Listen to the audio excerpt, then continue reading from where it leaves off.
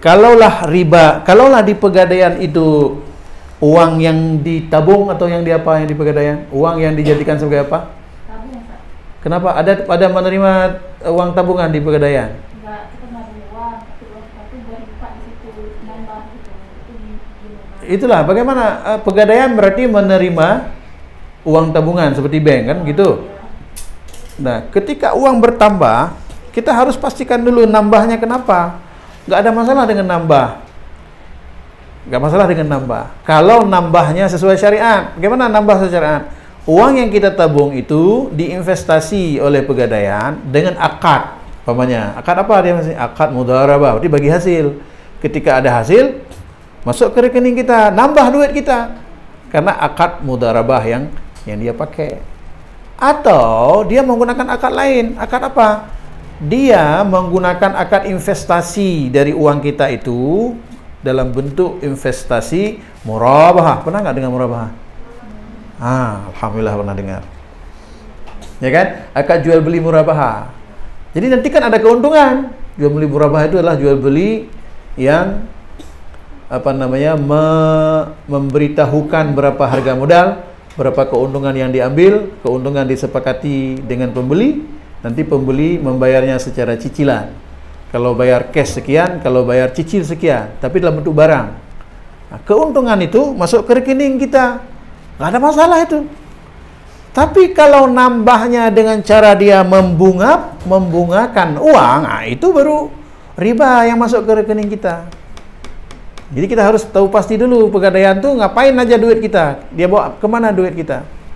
Duit kita misalnya, dia tidak investasikan, tapi duit kita adalah dipinjamkan secara berbunga.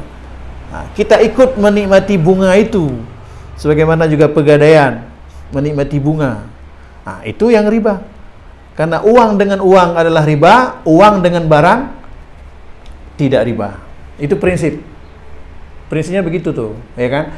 Kalau uang dengan uang, riba lah menjual uang dengan uang.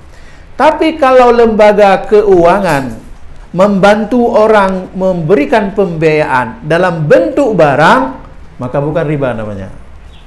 Kita pergi ke bank atau kita pergi ke pegadaian atau lembaga keuangan apapun namanya. Hey, saya mau beli ribon. Misal, saya tidak punya uang. Boleh nggak Anda membelikan saya ribon? Saya akan menyicil menurut kemampuan saya yang akan kita sepakati. Kata bank, oke. Saya akan belikan Bapak ribon. Dengan akad apa? Akad murabahah. Bagaimana caranya? Ribon itu harga kontannya adalah 400 tipe tertentu misalnya. Bapak kan tidak ada uang. Kami menjual kepada Bapak. Kami sebagai penjualnya. Jadi bank membeli dulu kan gitu kira-kira. Sekarang Bapak mau setor seperti apa? Karena nggak ada uang. Beli dengan cara nyicil. Barang kan? Nah, barang. Ribon kan barang. Oke, sekarang Bapak mau nyicil berapa lama? 60 bulan dia bilang. 60 bulan kan 5 tahun. Karena harga ribon kontan 400 juta, Bapak mau nyicil selama 60 bulan, maka bank mengambil keuntungan dari 400 juta itu 350 juta keuntungan. Karena Bapak membayarnya selama 5 tahun. Berapa keuntungan diambil?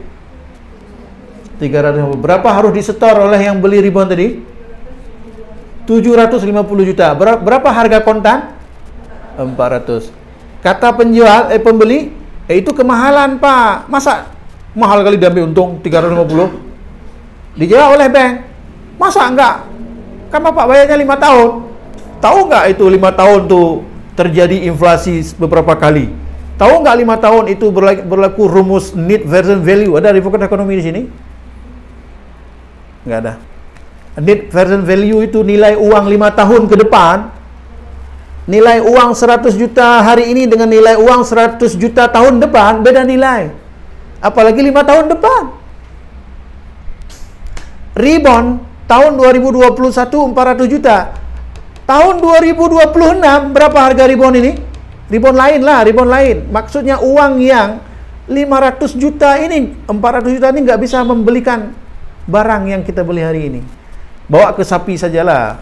Ya biar mudah. Itu kan nanti kalau ribon kan dia akan menjadi barang tua, besi tua, barang aus, barang bekas. Kalau sapi kan nggak bekas.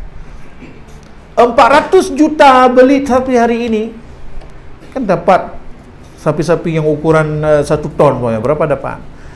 400 juta 5 tahun depan, sapi 1 ton juga dibeli, cuma dapat beberapa ekor. Itu net present value. Karena itu nggak mungkin Bapak minta nggak mungkin bank tidak mengambil keuntungan besar. Tapi tetap masih mahal. Bagaimana? Nego dulu lah. Dia nego lah.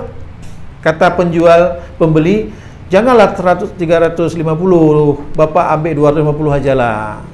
Kalau 250 Bapak ambil, saya sanggup bayar, saya mampu. Ya kan?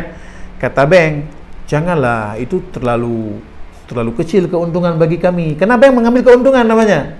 Itu akad murabah. Akhirnya mereka deal di angka 300 keuntungan.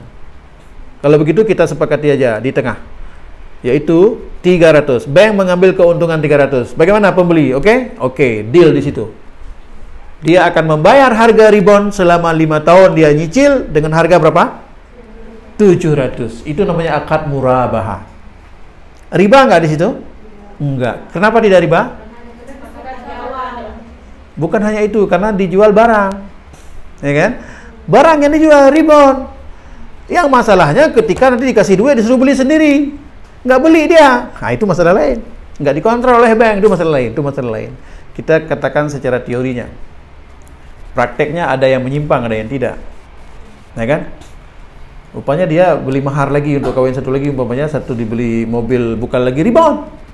Butuh biaya pernikahan 100 juta. Jadi di bawah ribon yang dapat 300 juta. Beli mobil lain. 100 juta dipakai untuk yang lain. Nah, ini sudah melanggar akad. Di sini masalah muncul. Jadi seharusnya bank menyediakan mobilnya.